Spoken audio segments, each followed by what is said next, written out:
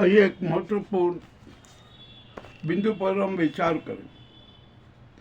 ये Nazi Gujarati gang और संघ का और ये मानववादियों का एक सपना है कि देश में खूनी गृह युद्ध हो, हिंसक गृह युद्ध हो, और उसी के लिए वे पूरे प्रयास कर रहे हैं और आज भी प्रयास जारी है। सुप्रीम कोर्ट में जो भगवान का नाम लेकर और भगवान की प्रेरणा लेकर जो झूठा संस्कृति का प्रदर्शन किया ना, वो भी एक गृह युद्ध का एक हिस्सा है, एक छोटा सा भाग है। मामला अति रोचक। यह हिंदू मुस्लिम की बात करना, ये भी एक घिनौना नाटक है। नाजी गैंग का ये शस्त्र है उनका।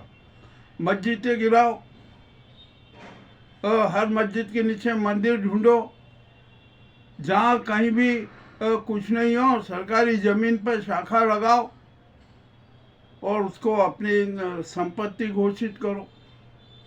ये सारे नाटक चल रहे हैं। यहाँ पर देश की जनता को मूर्ख बनाओ, झूठे झूठे सिद्धांत दो, जुमलेबाजी करो,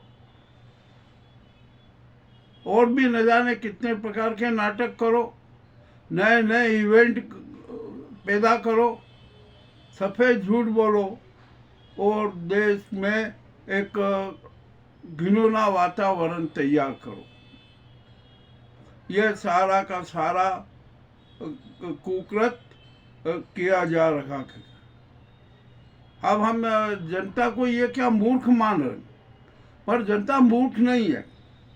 अब जनता समझ चुकी है कि ये मनुवादी और ये नाजी कोखनी गुजराती गैंग है ना, ये क्या चाहती है। यह भारत की जनता को गुलाम बनाना चाहती है, भारत को अपना गुलाम बनाना चाहती है। परंतु अब जनता वो नहीं रही। बहुत गुलामी सह ली हमने, मगर अब किसी की गुलामी सहन नहीं होगी। अब मामला बड़ा विचित्र हो गया। एक न्याय विधा जो थी, हमारी न्याय व्यवस्था थी, उस पर भी कल इन्होंने प्रहार कर दिया। और ये प्रहार किसने किया, क्यों करवाया गया, ये भी सब स्पष्ट है। किसी से छिपा नहीं है कि क्या हुआ क्या नहीं हुआ, और इस सातिर घिनौने खेल के पीछे कौन कौन चेहरे हैं, सब कुछ उजागर हो चुका है। अब देश की 147 करोड़ जनता को भी समझ में आ गया कि ये नाजीवादी गैंग, ये मनोवादी गैंग है ना, देश को और हमें सबको गुलाम बनाना चाहती। परंतु अब जनता गुलाम नहीं बनेगी, ये भी अब स्पष्ट है। अब आइए मैं आपको एक हल्के से क्रमबद्ध बताना चाहता हूँ कि इन मनोवादियों ने एक शातिर षड्यंत्र रचा, और शातिर षड्यंत्र किसके मार्फत रचा? इन भगवाधारियों के खिलाफ, साधु संतों के खिलाफ। नाम लिया धर्म सभा का और प्रयोग दूसरा ही किया। उन्होंने कहा कि भारत को मनुवादी सिद्धांतों का राष्ट्र बनाना, और जो है वर्तमान का जो संविधान है ना, इसको जड़ मूल से समाप्त करना है। तो इसलिए इन्होंने मनुवादी संविधान बनाया, इन धर्म सभा में साधु संतों ने।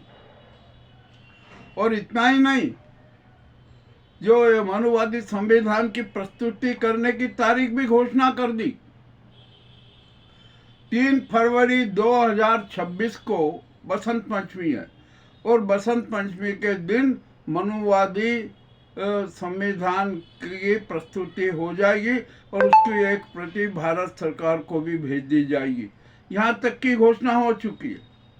और इस घिनौने कुकृत्य के प्रति कौन जवाबदार है, ये जनता जान चुकी है। और अब तो 147 करोड़ जनता इनके सारे काले कारनामों को जान चुकी है। इन मनुवादियों की अब खैर नहीं है।